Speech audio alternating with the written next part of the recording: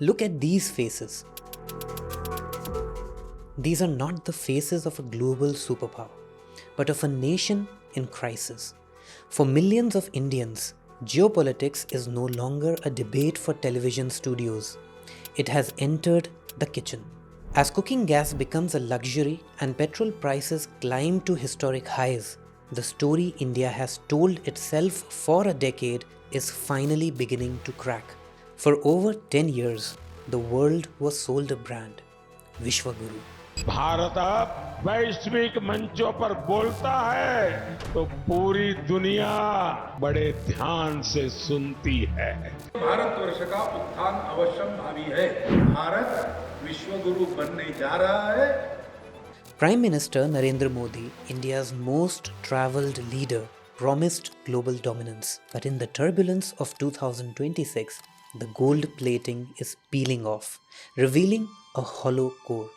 Strategic autonomy has morphed into strategic isolation, prompting a vital question. Has India's foreign policy been serving the national interest, or has it been reduced to a high-budget marketing campaign for domestic Hindutva agenda? Historically, Indian diplomacy was guided by a far more cautious and balanced philosophy. Under Jawaharlal Nehru, India helped shape the non-aligned movement, refusing to become a partner to either the American or Soviet blocs during the Cold War. It was a doctrine of strategic independence that allowed India to maintain working relationships across ideological divides.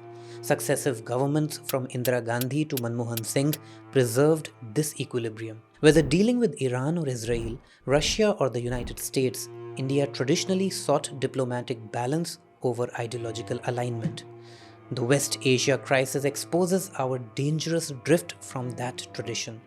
In February 2026, just one day before a devastating US-Israel war on Iran, PM Modi was in Jerusalem to receive the newly instituted Knesset Medal, one of Israel's highest parliamentary honors. And the symbolism did not stop with the medal. During the visit, Narendra Modi referred to Israel as a fatherland. Israel is their fatherland and India their motherland.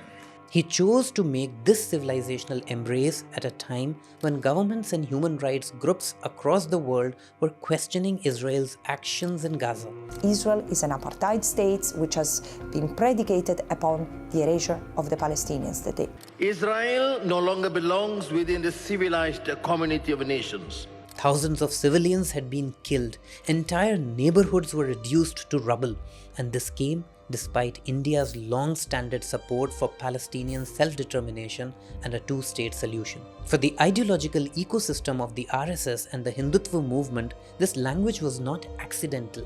Israel is often presented as a model of a religious homeland, a parallel that fits neatly into the imagination of a Hindu civilizational state. But for Indian diplomacy, the consequences were serious. By abandoning its long-standing policy of balance and aligning ideologically with Israel, India weakened its leverage across West Asia. The fallout was immediate.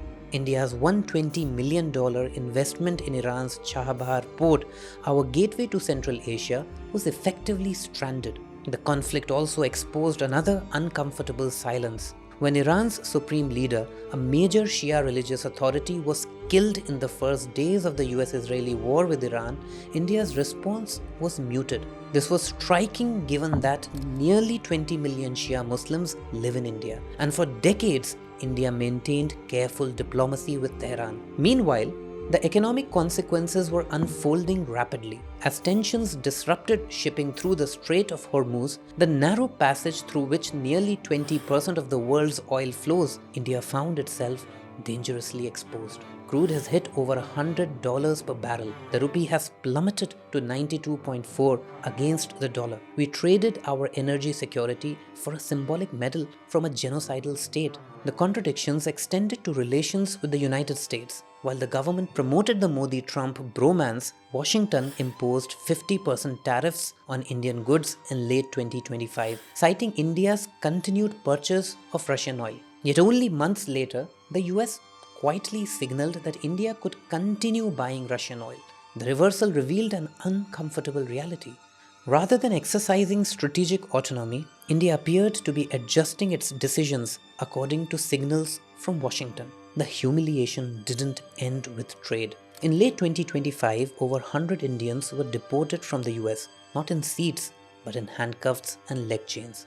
While the government remained silent to protect the leader's image, our citizens were treated with a lack of dignity that contradicts every Vishwaguru claim. This new India didn't just export ideology, it exported cronyism. Foreign policy often looked like a sales pitch for the Adani Group, with major contracts in Sri Lanka and Bangladesh secured under the shadow of the PM's visits. But the Hindenburg Report was the catalyst for a regional revolt. By 2026, Bangladesh moved to scrap the Goda power deal, citing massive corruption. And Sri Lanka re-evaluated Adani projects under intense local pressure. Meanwhile, India's diplomatic influence in its own neighborhood has steadily eroded. Relations with Pakistan remain frozen, with dialogue virtually non-existent. Nepal has repeatedly clashed with India over border disputes and increasingly turned towards China. In Sri Lanka, despite India's economic assistance during its financial collapse, China's strategic influence continues to grow. In the Maldives, the India Out political campaign openly challenged India's presence. Even Bangladesh, long considered India's closest regional partner, has witnessed growing tensions over trade, water sharing, and infrastructure deals. Across South Asia, China's footprint is expanding, while India struggles to maintain the influence it once commanded. The situation is equally delicate in the Gulf states, where nearly 9 million Indian workers live and work, and from where India receives tens of billions of dollars in remittances every year. For decades, balanced diplomacy with Saudi Arabia, the UAE, Qatar and Kuwait protected both energy supplies and these vital economic lifelines. If India's foreign policy appears increasingly ideological, those relationships and the remittances that sustain millions of households could come under strain. And if you're still wondering about the global respect shown in Houston or London, don't be mistaken. These were not spontaneous outbursts. They were meticulously stage-managed spectacles organized by overseas RSS networks for domestic consumption. The tragedy of India's current foreign policy is the sacrifice of substance for style. By bending diplomacy to suit a majoritarian narrative and corporate interests, India has traded genuine leadership for social media optics. As Indians stand in miles-long queues for fuel, the truth is unavoidable. We aren't leading the world. We are being schooled by a harsh reality that values national interest over manufactured images.